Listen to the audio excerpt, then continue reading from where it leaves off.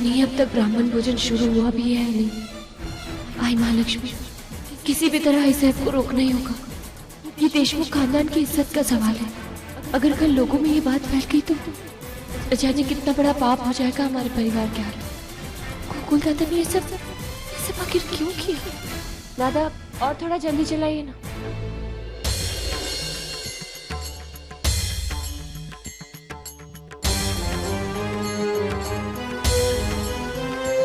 गोकुल कहाँ रह गया? जरा फोन तो करके देख उसे। आई महालक्ष्मी, लाज रख लेना, मेरे पहुंचने से पहले दान की विधि शुरू ना हो। गोकुल आया नहीं अभी तक।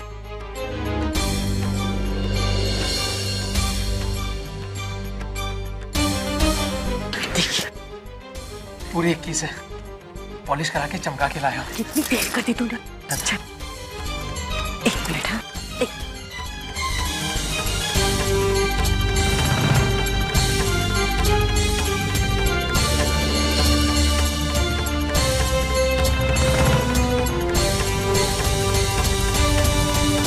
रुक जाइए।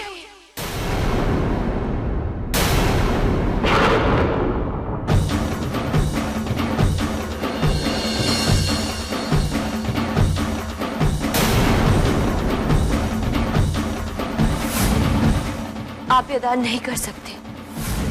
ये क्या कर रही हो स्वरा? इस तरह दान को बीच में रोकना अशुभ होता है।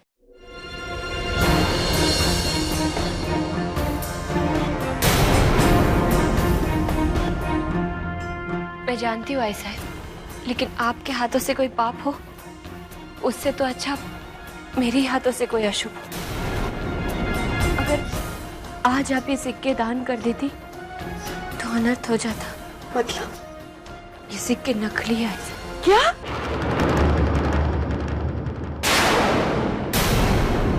ये तुम क्या कह रही हो? मेरा यकीन कीजिए, मैंने खुद अपनी आंखों से।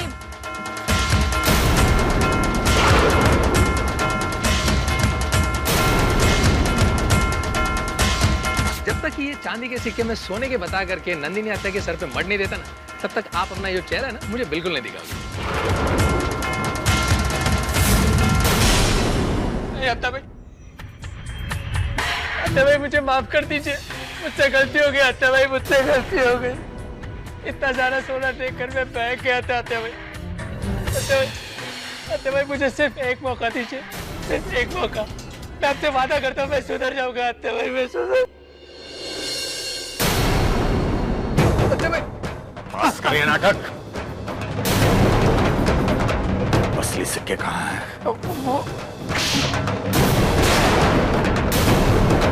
असली सिक्के कहाँ है? तो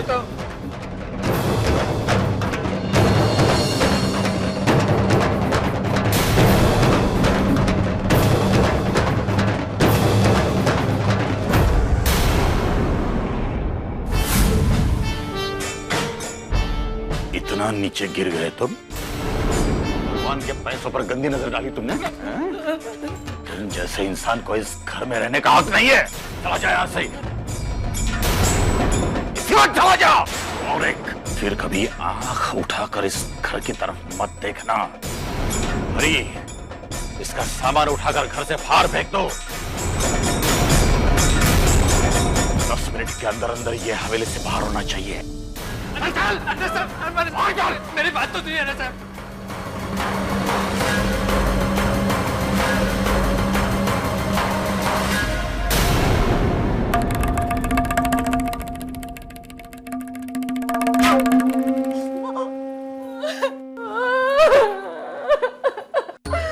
अरे शांति, शांति रो मत। तुम क्यों रो रही हो?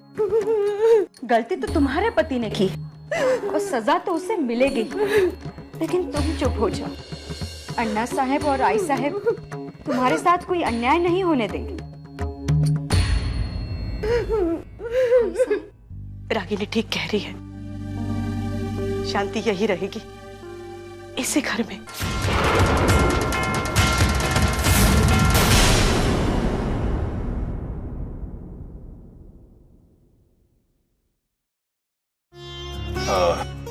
ब्राह्मण महोदय, हमारी वजह से आपको तकलीफ हुई है, लेकिन अब सब कुछ वही होगा जैसे तय हुआ था नंदिनी।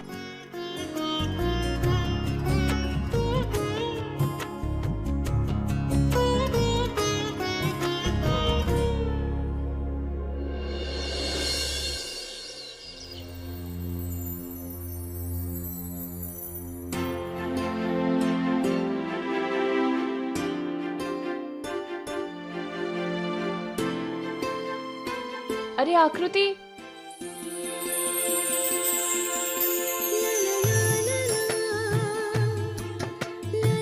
अरे स्वरा वाहिनी, आप कहीं जा रहे हो?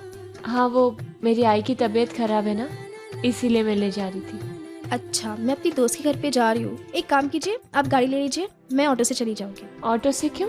दूसरी गाड़ियाँ कहाँ है? सारी की सारी चलेगी। तो एक काम करो, तुम गाड़ी में जाओ, मैं ऑटो से चली जाऊँ। नहीं नहीं वहीनी, आप जाइए, मैं अरे चली नहीं जाऊंगी। आकृति, तुम्हें आदत नहीं है ना, मुझे आदत है, मैं चली जाऊँ। वहीनी, मैं चली जाऊंगी। मैं तुमसे बड़ी हूँ ना, बड़ों की बात नहीं टालते। जाओ। ठीक है वहीनी, बाय।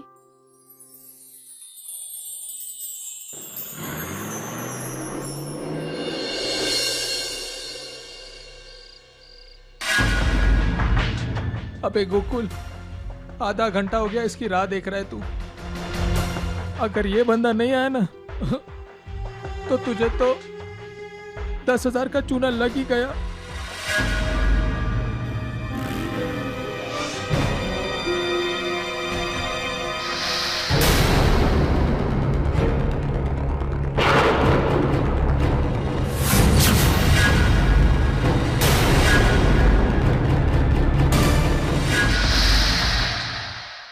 ओए गोकुल, ये क्या देख रहा है तू? हैं? स्वरा अपनी फुल फैमिली के साथ इस बस्ती में क्या कर रही है? गोकुल, ये खबर बन सकती है और इस खबर की बहुत बड़ी कीमत मिल सकती है तुझे। आई तो फिर से क्यों रो रही है? कुछ नहीं, तो पहली बार मैं के आई और हम लोग तुझे खाली हाथ भेज रहे हैं। तुझे किसने कहा कि मैं खाली हाथ जा रही हूँ? तुम दोनों का आशीर्वाद है ना मेरे साथ। अच्छा देख, अब तो आंसू पोंछ, और हाँ, बाबा का ध्यान रखना और अपना भी। स्वरा, जब तक तेरे आई बाबा मेरे साथ है, मेरी जिम्मेदारी है, तुम चिंता मत करना। धन्यवाद काका। रिक्शा।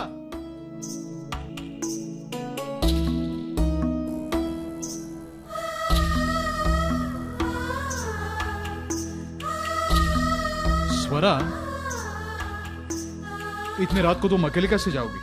मैं तुम्हें छोड़ने आता हूँ। नहीं नहीं काका, मैं चली जाऊंगी। नहीं नहीं सोरा, भाऊजी ठीक कह रहे हैं, तू इन्हें साथ ले जाना। चल बैठो।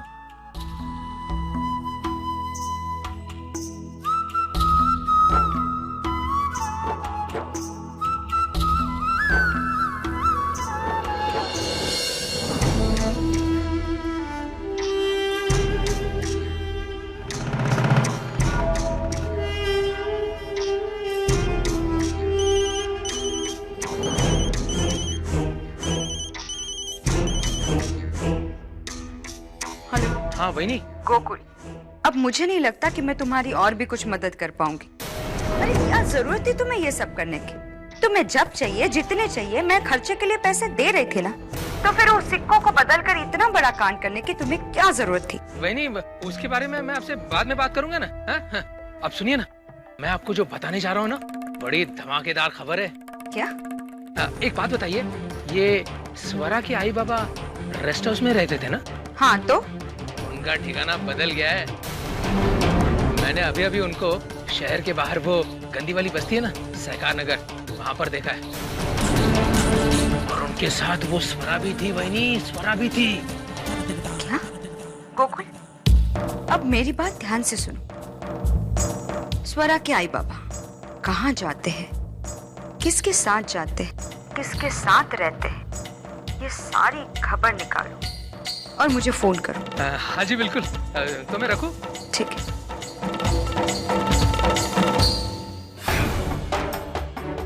ये तो वही बस्ती है जिसे अन्ना साहब ने हटवाने के ऑर्डर दी थी। इतनी गंदी बस्ती जहाँ चोर, उछक के गरीब रहते हैं। वहां स्वरा के आई बाबा रुके हैं, लेकिन क्यों? स्वरा तो ये सारी बात जानती है, फिर भी इस बात का उसने घर में जिक्र तक नहीं किया। रागिनी, कहीं ना कहीं कुछ ना कुछ गड़बड़ जरूर है। कहाँ जाना है आप लोगों को? अब वो अन्ना साहब देशमुख के घर जाना है, रंकाला तालाब के पास। क्या कहा? कहाँ जाना है? अन्ना साहब देशमुख के घर। वही तो मेरा भी घर है ना। इसका मतलब तुम देशमुख परिवार की बड़ी बहू, आदित्य राजे देशमुख की पत्नी। आपको शायद विश्वास नहीं हो रहा है कि इतने गरीब परिवार की बेटी इतने अमीर खानदान में कैसे। वो दरअसल बात ही इतनी अजीब हुई थी कि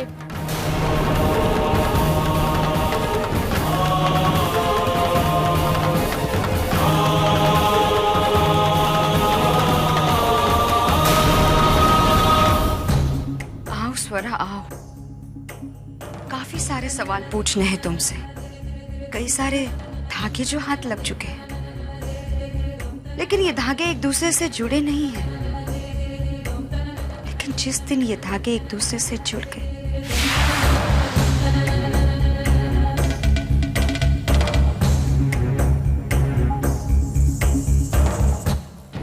बस दादा रोक दीजिए। काका मेरा घर आ गया।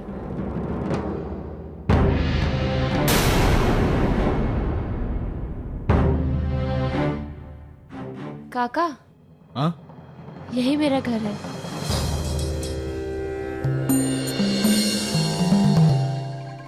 उतरे? हाँ।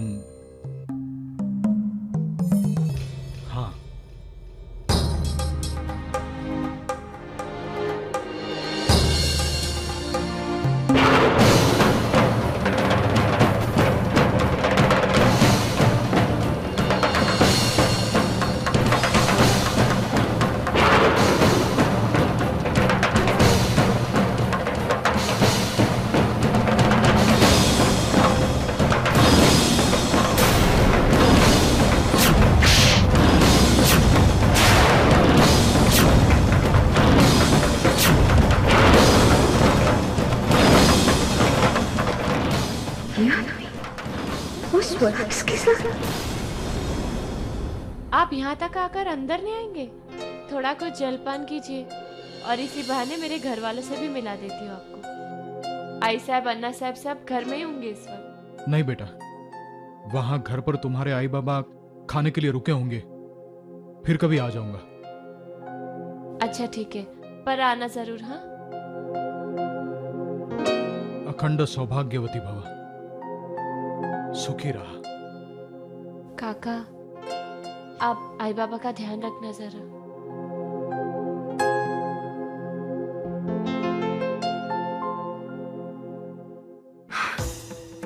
जिस इंसान के साथ अन्ना साहब की दुश्मनी है, उसी इंसान के साथ स्वरा की दोस्ती। हाँ, मामला बहुत ही पेचीदा है और दिलचस्पी।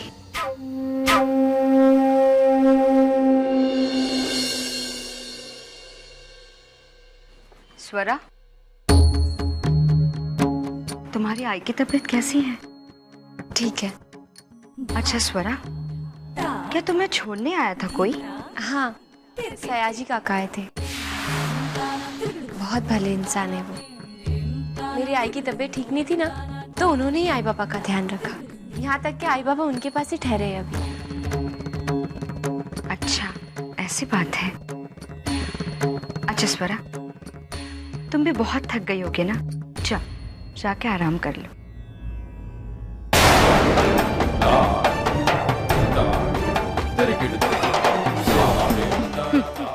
थक गई क्योंकि किसी नुस्खे का असर जो नहीं हो रहा था इस स्वरा पर। लेकिन अब की बार ये दवा जरूर इलाज करेगी।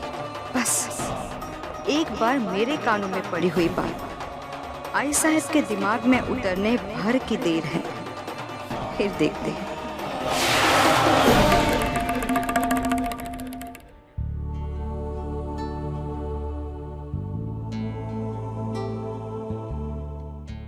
अरे आइए आइए,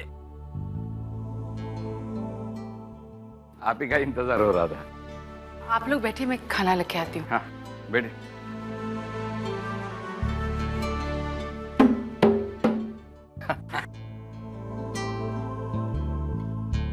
परशुराम जी, आपकी बेटी देशमुख खानदान की बहू है, आपने कभी बताया नहीं मुझे। हाँ, वो क्या हुआ, एक दो बार बताने की कोशिश की लेकिन किसी ना किसी कारण से वो रह गया। लेकिन ये सब कैसे? मेरा मतलब है इतना बड़ा खानदान। हमारी बच्ची बहुत पसंद आई वहीनी साहब को और उन्होंने सामने से आकर स्वरा का हाथ मांगा।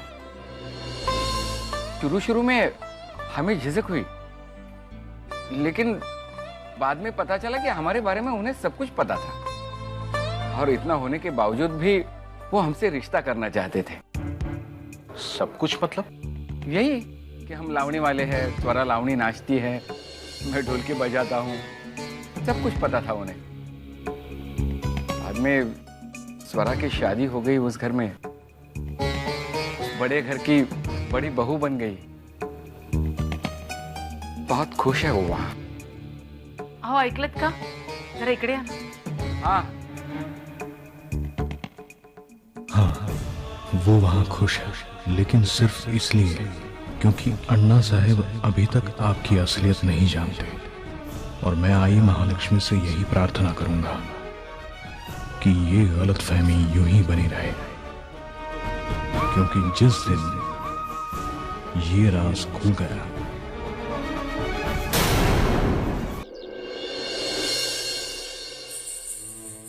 आई साहब। रागिनी बेटा, कितनी बार कहा है मैं तुमसे, पूजा घर में आते वक्त पीछे से टोका नहीं करते। गलती हो गई आई साहब, लेकिन मैं क्या करती, बात ही कुछ ऐसी थी। ठीक है बता, क्या बात है? आई साहब, ये सयाजी कौन है?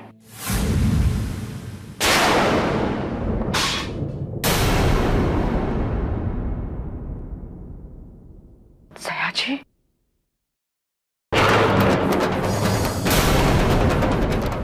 तुम कैसे जानती हो उसे? मैं जानती तो नहीं हूँ आई साहब, लेकिन आदित्य भाऊजी की शादी में उन्हें देखा था। अन्ना साहब गुस्सा भी तो कर रहे थे उन पे, यहाँ तक उन पर हाथ भी उठाया था। दरअसल उसी वक्त मैं आपको पूछना चाह रही थी, लेकिन आपके सामने आने की हिम्मत नहीं जुटा पाई। अच्छा होता अगर ये हिम्मत तुम आज भी ना करती। लेकिन क्यों आई साहब? अगर वो आदमी इस घर का दुश्मन है तो उसके बारे में जानने का हम सबका हक बनता है। बस करो रागिनी, शायद तुम ये भूल रही हो कि तुम किसके सामने खड़ी हो और किससे जवाब मांग रही हो। आज तक ये बात मैंने अपने बेटों को भी नहीं बताई। तुम्हारे सवाल का जवाब देना मैं जरूरी नहीं समझती। गलती हो गई आई साहब, आप तो नाराज हो गए मुझसे। मैं तो सिर्फ इतना समझना चाह रही थी। कुछ भी समझने की और जानने की जरूरत नहीं है रागिनी, और जितना जान गई हो उसे अपने पास ही सीमित रखो। किसी को भी भूल कर भी कुछ भी कहने की जरूरत नहीं है। ऐसा नहीं हो सकता है आई साहब।